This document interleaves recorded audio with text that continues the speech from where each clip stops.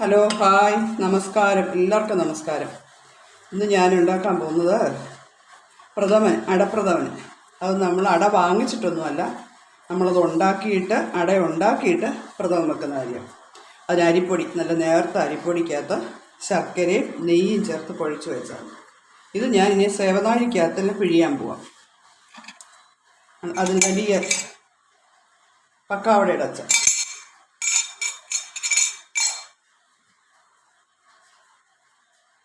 എന്നിട്ട് ഇഡലി തട്ടിൽ നമ്മൾ വേവിക്കണം.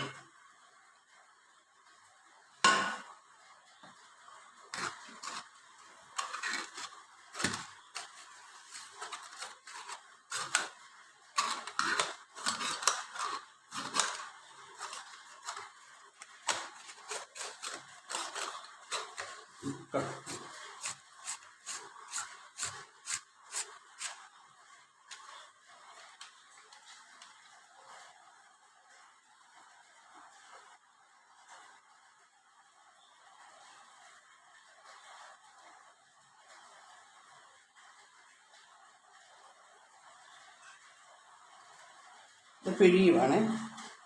അപ്പോൾ ഇത് വെന്ത് വരുമ്പോൾ നമുക്കത് മുറിച്ചെടുക്കാം. ഉണ്ടോ, പക്കാവട ഇടാം. അത് പിഴിഞ്ഞ് വേവിക്കാൻ പോകും.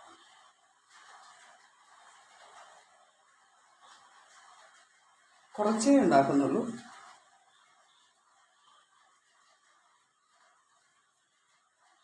ഇങ്ങനെ പിഴിഞ്ഞാൽ മതി. എന്നിട്ട് തട്ട വെച്ച് വേവിക്കും. നല്ലപോലെ വേവട്ടെ.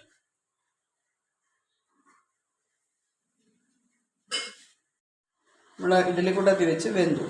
ഇനി നമ്മൾ അട ഉണ്ടാക്കുന്ന പോലെ ആ അട വാങ്ങിക്കുന്നതിന് പകരമുള്ള അടയായി. അപ്പോൾ ഇനിയിപ്പോൾ ശർക്കര ഞാൻ വെച്ചിട്ടുണ്ട് തിളയ്ക്കാൻ.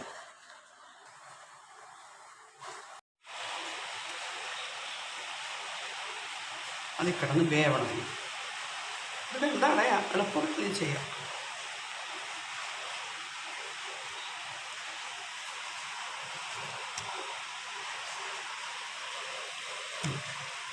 നെയ്യ് ഒഴിച്ചിട്ടുണ്ട് സാർ.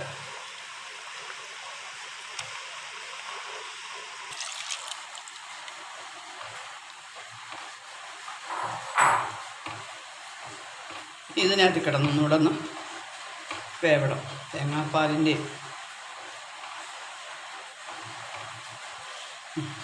കിടന്നൊന്ന് വേവണം. തേങ്ങാപ്പാൽ 1-ാം പാൽ ഒഴിച്ച് കപ്പലണ്ടി വറുത്തത് വിട്ടു. പരിയും കുറുകി വരും.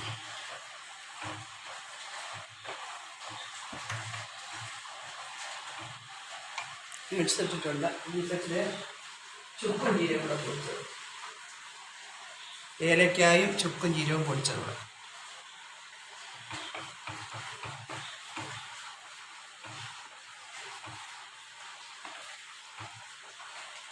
തണുക്കുമ്പോൾ നമുക്ക് വാങ്ങിയെടുത്ത് കാണിക്കാം. പ്രഥമനെല്ലാം റെഡിയായി. ചുക്കും ജീരകം ഉണ്ടോ, നട്ട്സും ചുക്കും ജീരകം ഒക്കെ ഒന്ന് കുടിച്ച് നോക്കട്ടെ. കൊള്ളാം. സമയമുള്ളവരൊക്കെ ഒന്ന് ചെയ്ത് നോക്കണം. ഇച്ചിരി പെനക്കടുള്ള എന്നാലും, പക്ഷേ ചെയ്താൽ നല്ല. നമ്മൾ അട വാങ്ങിക്കാതെ നമുക്ക് വീട്ടിൽ തന്നെ ഇത് അട ഉണ്ടാക്കി പ്രഥമൻ വെക്കാം. പിന്നെ വേറെ ഇതുകൊണ്ട് നമ്മൾ അരിമാവായിട്ട് ഇലക്കകത്ത് പണ്ട് അങ്ങനെ ആയിരുന്നു.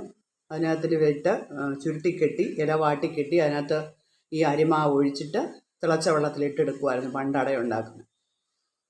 അതും അങ്ങനെയും ചെയ്യുന്നുണ്ട്. പിന്നെ നമുക്ക് കുറച്ചൊക്കെ ചെയ്യേണ്ടതുകൊണ്ട് ഇങ്ങനെ നമ്മൾക്ക് ചെയ്തതേ ഉള്ളൂ. അടയുണ്ടാക്കി സേവനാഴിക്കകത്ത് അട പിഴിഞ്ഞ് എടുത്ത പായസം.